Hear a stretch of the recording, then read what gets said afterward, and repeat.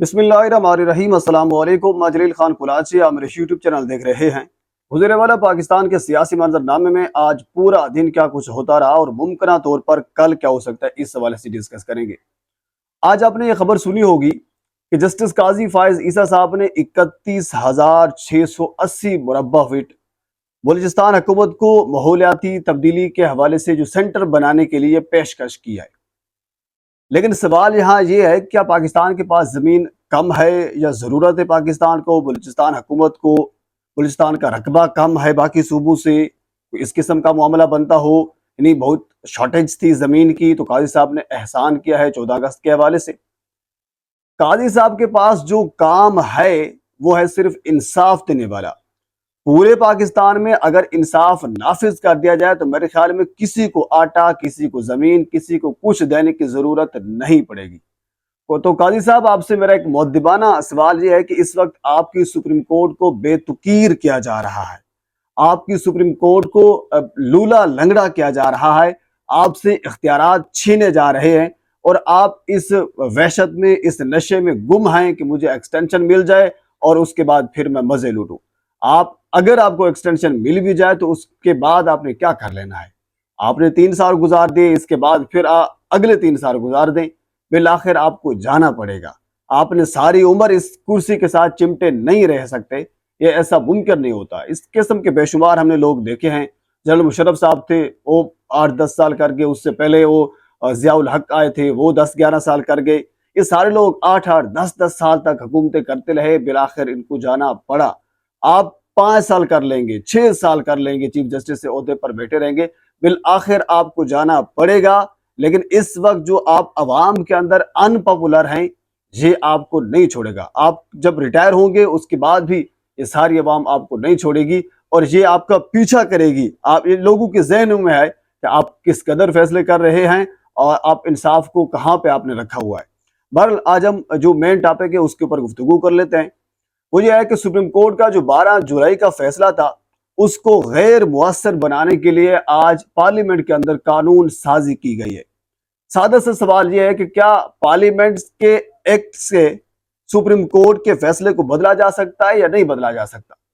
अगर यही हमने करना है कि कोई भी कानून हो, आइन हो, उसको बदल दें, कानून साजी कर दें, पार्लियामेंट के जरिए सब कुछ कर दें, तो फिर सुप्रीम कोर्ट को हम बंद कर देते हैं ना, फिर सुप्रीम कोर्ट की जरूरत ही नहीं है। जब सुप्रीम कोर्ट एक फैसला करती है तो वो फाइनल फैसला होता है, उसके बाद फिर आगे फैसला नहीं होता। अगर फाइनल फैसला ही गलत फैसला होगा, उसको बदला जा सकता है, तो फिर खत्म कर देते हैं ना, फिर तो उसका कोई मेयार नहीं रहता। सीधी सी बात, एक सादा सा मैं आपको सादे अल्फाज में मिसाल समझा रहा हूँ। पर आज सुप्रीम पार्लियामेंट के अंदर जो कानून साजी की गई है उसमें 3 अहम नुकात हैं, मैं आपके सामने रख देता हूँ। और उसके बाद अभी ये पार्लियामेंट से मंजूर हुई है, उसके बाद फिर सेनेट में जाएगी और उसके बाद फिर सदर पाकिस्तान इसको मंजूर करेंगे और चूँ ये कानून बन जाएगा। उसके 3 बुनियादी असूल हैं, वो मैं आपके सामने रख देता हूँ। पहला पॉइंट ये है कि इंतखाबी निशान के हसूल से पहले पार्टी में सर्टिफिकेट जमा ना कराने वाले उम्मीदवार आजाद तस्वुर किया जाएगा। एक दूसरा पॉइंट यह है कि मुकर्रर मुद्दत में मखसूस नशिस्तों की फहरिस्त जमा ना कराने की सूरत में कोई सियासी जमात बाद में उन नशिस्तों की हकदार करार नहीं पाएगी। 2 हो गए। तीसरा पॉइंट यह है कि किसी भी उम्मीदवार की जानिब से मुकर्रर मुद्दत में एक मर्तबा किसी सियासी जमात से वाबस्तगी का इजहार नाकाबिले तनसीख होगा। ये तीनों पॉइंट आप देखिए, बिल्कुल सारे का सारा फोकस जो मखसूस नशिस्तों वाला फैसला था सुप्रीम कोर्ट का 12 जुलाई का, उसको गैर मौसर करना है। उस फैसले के अंदर ये सारी डिबेट हुई थी कि ये पहले एक जमात के साथ वाबस्ता थे, अब उस जमात को यानी छोड़कर जिस जमात के साथ ये बयान हल्फी दे चुके हैं, अब दूसरी जमात में कैसे आ जाते हैं, ये सारी बहस होती थी। तो इसी हवाले से ये कानून साजी की जा रही है मखसूस नशिस्तों के हवाले से।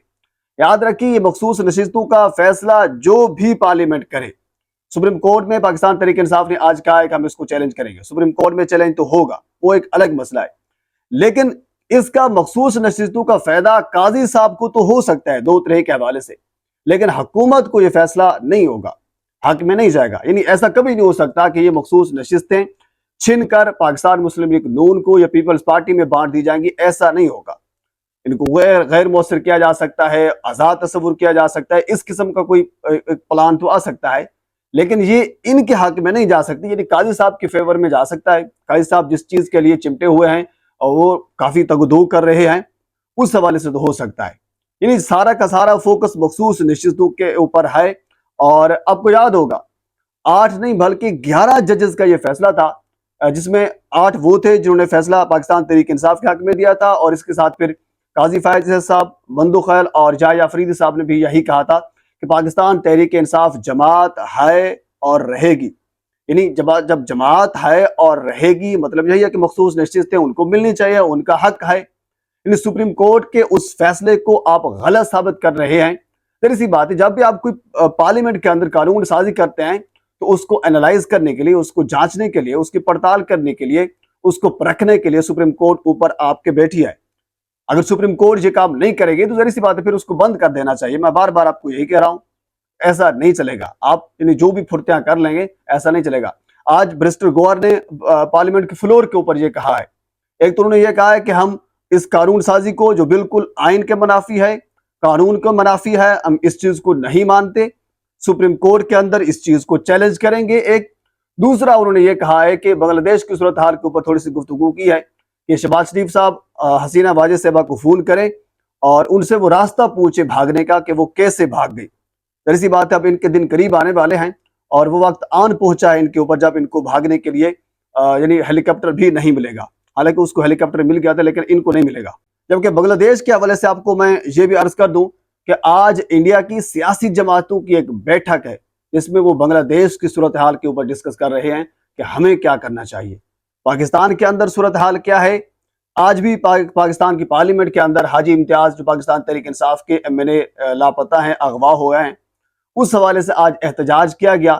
آج محمود خان اچکزئی کی 2 منٹ کی تقریر میں اس کو کٹ آف کیا گیا، اس کو بلیک کیا گیا، جس کے اندر انہوں نے یہ کہا کہ بھاڑ میں جائے پارلیمنٹ۔ یعنی ظاہر سی بات ہے نا، ایک ایسی پارلیمنٹ جو اپنے رکن کو، رکن قومی اسمبلی ہے حاجی امتیاز صاحب، اس کو بازیاب نہیں کرا سکتی، اس کا پتہ نہیں کروا سکتی کہ وہ بندہ کہاں پہ آئے، کس نے اس کو اٹھایا ہے، تو اس پارلیمنٹ کو کیا کریں گے؟ ایک ریئل سوال تھا، ایک جینون چیز تھی جو انہوں نے ڈسکس کی ہے، لیکن اس کو بلیک آؤٹ کیا گیا، نہیں اس کی تقریر نہیں چلے گی۔ یہ ایسا ہوتا ہے پاکستان کے اندر۔ لیکن آج مجھے ایک چیز اور بھی یاد ہے، شازیہ مری صاحبہ بڑے تانے دے رہی تھی آج پارلیمنٹ کے اندر کہ وہ عمر رسیدہ چیئرمین ہے، لیکن 1-2 دن پہلے آپ کو یاد ہوگا آپ کے ہی جماعت سے آپ کے سابق وزیر اعظم راجہ پرویز اشرف صاحب کیا کہہ رہے تھے؟ وہ یہ کہہ رہے تھے کہ وہ ایک بندہ ہے جس کو آپ تانا دے رہی عمر رسیدہ کا، یعنی بانی چیئرمین پاکستان تحریک انصاف، جس کو آپ تانا دے رہی ہیں، آپ کے سابق وزیر اعظم کہہ رہے ہیں کہ ہم سارے مل کر اس ایک بندے کا مقابلہ نہیں کر پا رہے۔ یہ میں نہیں کہہ رہا، یہ آپ کی جماعت کا سابق وزیر اعظم کہہ رہا ہے، تو کم از کم اس کو تو سمجھا دیتی نا۔ عمر رسیدہ ہے یا نہیں ہے یہ الگ مسئلہ ہے، لیکن نوجوان یوتھ اس کے پاس ہے، سب سے زیادہ ووٹ اس کو ملا، سب سے بڑی جماعت انہی کی ہے۔ آپ سارے مل کر بھی اس عمر رسیدہ کا مقابلہ نہیں کر سکتے، تو پھر آپ کو یعنی نوجوان ہونے کا یا نوجوان ہو کر تانا دینے کا میرے خیال میں حق نہیں پہنچتا۔ بہرحال یہ ایک بلو دا بیلٹ چیزیں میرے خیال میں اس کے اوپر گفتگو کی جائے تو مناسب نہیں ہے۔ آپ کے جو شریک چیئرمین ہیں زرداری صاحب، وہ تو ماشاءاللہ میرے خیال میں کوئی 25 سال کے ہیں، تو اگر اس کے اوپر ڈیبیٹ کریں گے تو وہ بات کہیں اور جگہ پر چلے گی۔ بہرحال پاکستان کے سیاسی معاملات میں اور بہت سی چیزیں ہیں، اگلی ویڈیو میں آپ کے ساتھ میں ضرور شیئر کروں گا۔ ایک مرتبہ آپ سے گزارش ہے میرے چینل کو سبسکرائب کر دیں تاکہ آنے والی ہر انفارمیٹیو ویڈیو آپ تک پہنچ سکے۔ اللہ حافظ۔